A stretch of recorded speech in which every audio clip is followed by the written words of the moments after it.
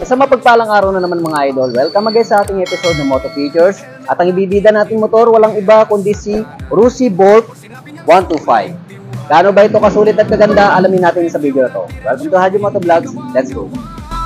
Sa likod ng visor, may tanalang boses. Bawat salita parang kalabit ng throttle. Hindi lang specs, pati kwento ng makina. Haji ang pangalan to, ang sandata. Haji Moto Vlogs, Revenge Paraiso. Sumisigaw ang makina sa bawat video. Haji Moto Vlogs, tunay na sundalo. Good morning mga idol, dito nga pala tayo sa Rossi Masinloc branch. At i-update lang natin to si Rossi Bolt 125. Medyo matagal na to, pero but anyway, parang bago pa rin. As yung kitan mo, ang figure niya at mga decals niya, napaka-solid, no? So, check lang natin to kung pasok ba ito sa budget at sulit ba ito sa iyong pera kung ito ay bibiliin mo. Okay, unahin natin dito sa kanyang mga kulay. So, red and black ang combination nito. Tapos yung mga sticker niya, meron po siyang yellow, then white. Ayan. So, makikita naman natin mga sticker niya, no? Napaka-boldy at napaka-sporty ng kanyang looks, no?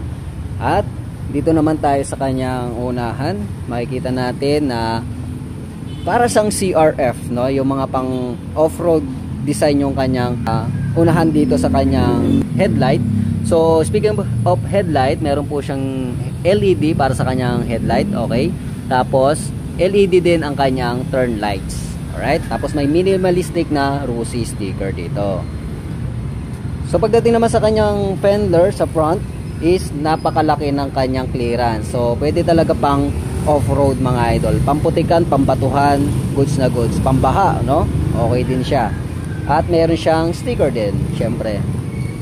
Gumagamit nga pala ito ng telescopic fork with sticker na Rossi. Then, single disc brake with 2-pot caliper naman para sa braking system na may mags po ang gamit. At 2.50/17 ang kanyang gulong. Tapos, tube type po siya. So, sa bandang likuran naman, makikita natin yung kanyang tail light is gumagamit po siya ng LED. Then, LED rin po ang kanyang turn lights, okay? Para sa tipid ng baterya. Alright? Tapos, pagdating naman dito sa kanyang baba, meron po siyang reflector light, dagdag safety sa daan. Tapos, ito yung kanyang back fender na meron naka-intact na plate holder. Sabot-sabot lang. Suspension naman ito, gumagamit po siya ng dual shock absorber, drum brake po para sa braking system. Mags din po ang gamit nito na may sukat na gulong na 2.75/17. Okay? Tube type pa lamang ito. Okay, sa side profile naman niya mga idol, makikita natin. Yan yung mga sticker niya.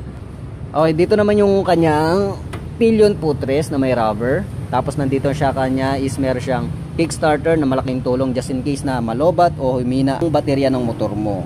Okay? Tapos ito naman yung kanyang brake pedal. At ang kagandahan nito mga idol, yung cover niya sa muffler is bakal. Chrome po yung kanyang kulay dito na may naka-emboss na Rossi. Okay? Ayos. So dito natin makikita yung detail ng kanyang decals mga idol, no? Same pa rin sa kabila, no? So para siyang aggressive na parang dekoryente, no? 125cc nga pala to. Okay, single cylinder, single overhead cam po siya, 4-stroke with 2 valves mga idol. So then gumagamit po siya ng air cool para sa pagpapalamig ng makina. Then dito naman makikita natin yung very sporty na kanyang bracket. Same din sa kabila. Okay? Tapos andito yung kanyang cambio na merong 4 na pagpipilian. Pagdating naman sa hatak, gumagamit po siya ng chain drive. Okay, 428. Then ang sukat ng sprocket niya is, check natin. Sukat ng sprocket niya mga idol is 3060. At then pagdating naman sa taas mga idol, unahin natin yung handlebar niya, napakalapat or napakalaki, no? Sobrang ganda i-steering just in case na i-off-road mo nga ito mga idol. Kasi kung sa maliit lang is hindi siya ganun kaganda i-steer or iliko-liko. So ito ang ganda niya. Okay? So para siyang BMX, pwede siyang lagyan or i-clamp ng mga kung ano-anong bagay tulad ng cameras or anything. Tapos dito naman makikita natin yung kanyang panel na okay, manual speedometer and odometer. Tapos nandito yung gas gauge. Tapos turn lights, indicator, then neutral indicator, then high and low indicator. Tapos nandito naman is meron po siyang indicator ng gear shifting. Maganda to kung sakaling hindi ka familiar sa tunog ng iyong gear. Okay, kung sakaling ikaw ay gagamit nito. O nga pala, ito nga pala isang semi-automatic transmission na kung saan cambio lang then go na.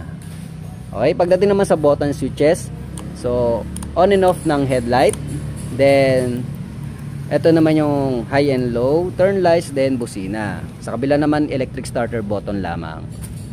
Sa controls naman meron tayong throttle control with brake lever sa unahan at handle na wala po siyang anything dito. Okay? Okay, ayan yung itsura ng cover niya mga idol. Kalmot po sa traction naman. Pero yan, may mga design din siya na Rusi. Yung foam niya pang goods naman siya. Tapos dito naman tayo sa bandang compartment niya mga idol. Dito pala yung compartment ng kanyang battery. Kaya hindi siya spacious or hindi siya mas malaki kasi na-occupied siya ng battery. But anyway, pwede mo naman siya lagyan ng kung ano-ano. Basta kakasya dito. Okay, mga paperwork, tupin mo lang. Tapos dito naman yung kanyang tangke, no? Na wala siyang alulod system, pero okay lang naman. Basta sa akin lang, good points yung meron siyang alulod system dito or rubber. Okay? So protection naman dito, meron siyang rubber dito just in case natatama nga rito. Okay, walang alog, safety, hindi siya magagasgasan. Alright?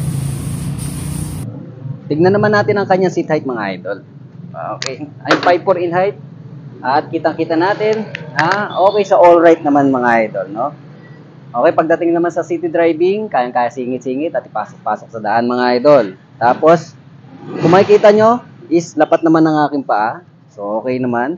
So, pwedeng pang off-road and on-road siya mga idol. Para sa akin. Kasi mataas yung clearance niya ng kanyang front fender. Saka yung kanyang design dito is pang off-road din mga idol, no? So, dual sport siya mga idol.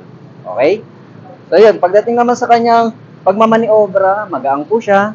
Walang kaproblema. Kahit medyo may kaliitan o kanipisan ka ng katawan. Okay? Okay, pag-usapan naman natin ang presyo nito via Rusi Masinloc branch. Okay? Ang DL Bolt 125 ay may cash na 48,000 pesos lamang. Para naman sa installment, wala po siyang down payment kasi nakapasok po siya sa NDP or straight monthly promo. Kaya yung first monthly nyo, pwede nyo na siyang ihulog. Yun na yung first monthly nyo. At ang 3 years nito ay nasa 2,090 pesos lamang.